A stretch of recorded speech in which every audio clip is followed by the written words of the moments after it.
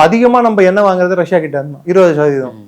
என்ன குறைக்க முடிஞ்சது அமெரிக்காவால? இன்னும் அதிகரிச்சிருக்கு. ரெண்டாவது, அமெரிக்கா பண்ண இந்த சேட்டையால, தேவையற்ற போரால ரஷ்யாவுக்கு கொள்ளை லாபம். நீங்க எப்படின்னு கேட்கலாம். கிட்டத்தட்ட ரஷ்யாவோட எண்ணெய் $53 போயிட்டு இருந்த எண்ணெய் இன்னைக்கு $100 $47 அதிகரிச்சிருக்கு. $12 பில்லியன் வருவாய் வந்துட்டு இருந்த இடத்துல இன்னைக்கு $24 பில்லியன் வருவாய் வந்துட்டு இருக்கு. இந்த போர் நீடிச்சுட்டே இருந்ததுன்னா அவங்க வருவாய் டபுள் ஆகக்கூடும். கிட்டத்தட்ட $600 பில்லியன் அளவுக்கு அவங்க சம்பாதிக்க கூடும். இந்த போர் 4 மாதம் 5 மாதம் நீடிச்சதுன்னா. பிளஸ் இன்னொன்னு நினைச்சு பாருங்க, மற்ற எல்லா அரபு நாடுகள்ல இருக்கக்கூடிய எண்ணெய் உற்பத்தி நிறுத்தத்துக்கு வந்துடும். அப்போ எல்லாரும் ரஷ்யாவோட எண்ணெயை வாங்க வேண்டிய கட்டாயம் ஏற்படும். அப்ப அமெரிக்கா நினைச்சா கூட ரஷ்யாவை கட்டுப்படுத்த முடியாது. ரெண்டாவது, சைனாவில் ஸ்டோரேஜ் ஃபெசிலிட்டிஸ் அதிகம், எண்ணெயை தேக்கி வைக்கக்கூடிய ஃபெசிலிட்டி.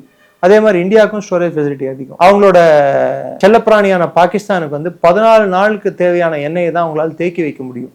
அதுக்கு மேல தேக்கி வைக்க முடியாது. சுத்திகரிப்பு திறனும் இல்லை. ஏன்னா போதிய அளவுக்கு சுத்திகரிப்பு ஆலைகள் இல்லை.